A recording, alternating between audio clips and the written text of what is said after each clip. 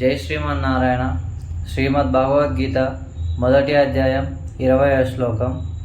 అత వ్యవస్థితాన్ దృష్ట్వా ధార్తరాష్ట్రాన్ కపిధ్వజ ప్రవృత్తే శస్త్ర సంపాతే ధనురుద్యమ్య పాండవ ఋషికేశం తదా వాక్యమిదమాహ మహీపతే.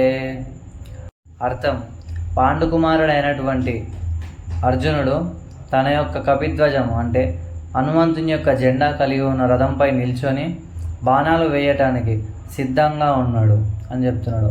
అలాగే ఓ రాజా, అంటే ఇక్కడ సంజయుడు ధృతరాష్ట్రుని పిలుస్తున్నాడు. ఓ రాజా, మన సైన్యం వైపు అంటే కౌరవుల యొక్క వ్యూహాత్మకమైన సైన్యం వైపు అర్జునుడు చూసి శ్రీకృష్ణునితో ఇలా చెప్తున్నాడు అనేసి ధృతరాష్ట్రునికి సంజయుడు చెప్తున్నాడు అన్నమాట.